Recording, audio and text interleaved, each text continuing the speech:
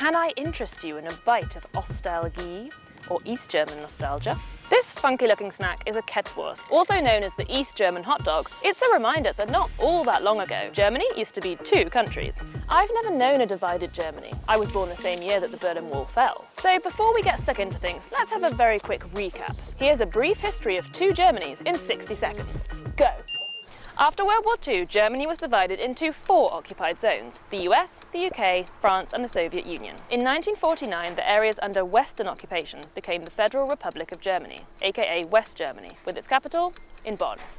The Soviet-occupied zone was named the German Democratic Republic, aka East Germany, with its capital in the Soviet part of Berlin.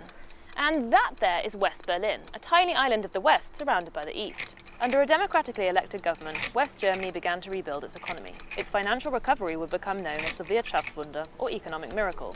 Meanwhile, in the East, the ruling Socialist Party exercised control over all aspects of citizens' lives, and economically, things were not looking good. Millions of East Germans left for the West. By the early 60s, the GDR had lost a fifth of its entire population. The inner German border was heavily fortified and patrolled, so most of these people were crossing over from east to west in Berlin. How did the East German authorities put a stop to this? By building the Berlin Wall all the way around West Berlin. Phew!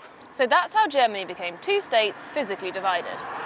And life on either side of the border was worlds apart. Ein großer Unterschied ist natürlich, sind die politischen Freiheiten gewesen, die man nicht gehabt hat im Vergleich zum Westen. Pressefreiheit, Meinungsfreiheit, Versammlungsfreiheit, Reisefreiheit. Viele Menschen hatten natürlich Verwandtschaft in der Bundesrepublik, die auch zu Besuch gekommen ist.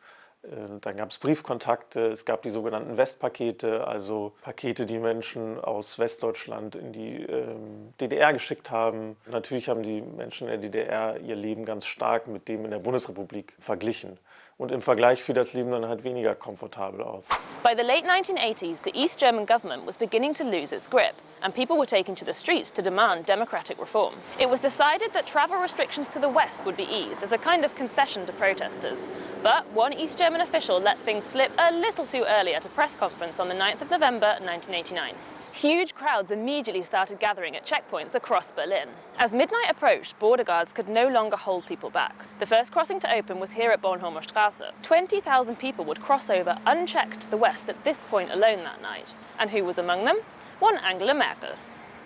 1 year later, German reunification was official. A big change for those in the West was that their capital city and national parliament moved to Berlin. But for people in the East, the sudden switch from socialist to capitalist society completely changed their everyday lives. Es gab komplett neue Institutionen. Bekanntermaßen wurde die Wirtschaft vollkommen umgestaltet. Phänomene wie Arbeitslosigkeit waren völlig neu. Ich habe mich ja in meiner Arbeit vor allen Dingen damit beschäftigt, wie sich das Konsumverhalten verändert hat. Also wie sind die Menschen eigentlich damit umgegangen, dass es plötzlich ein viel größeres Angebot gab. Was passiert, wenn meine Miete ansteigt, weil die Wohnung nicht mehr staatlich ist, sondern plötzlich in privater Hand ist. Das ist auch eine große Leistung gewesen der Ostdeutschen, diese ganzen Veränderungen und die alle Bereiche des Lebens betroffen haben, in ihrem Alltag zu integrieren.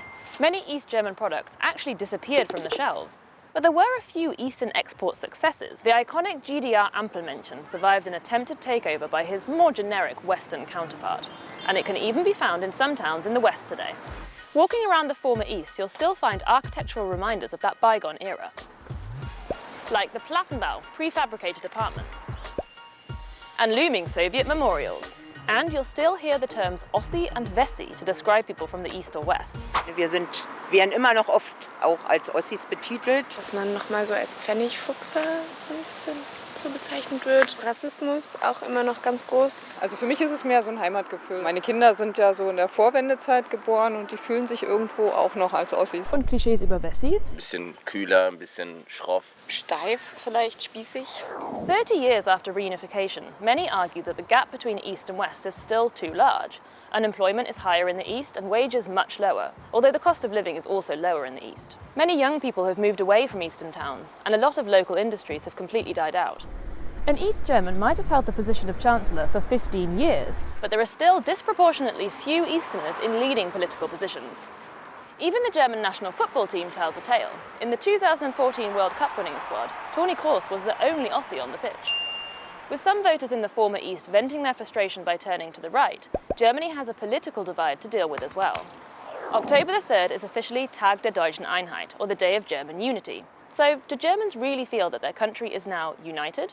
In den Köpfen auf alle Fälle. Aber sage ich mal, in der Realität schaut es manchmal anders aus.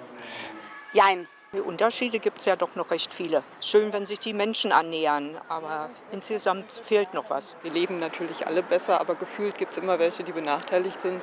Ja, man fühlt sich doch manchmal ein bisschen so zweiter Klasse im Osten. Ich meine, 30 Jahre sind ja auch gar nicht so viel Zeit, dass es noch so in den Köpfen auf jeden Fall drin ist. Die Vereinigung wird nicht durch einen Feiertag meiner Meinung nach irgendwie gestärkt oder gefestigt, sondern die fängt bei jedem grundsätzlich tagtäglich an, so wie man Berlin oder Deutschland im Allgemeinen sieht. Ich finde, es ist einfach mittlerweile ein großes Land, doch das auf jeden Fall.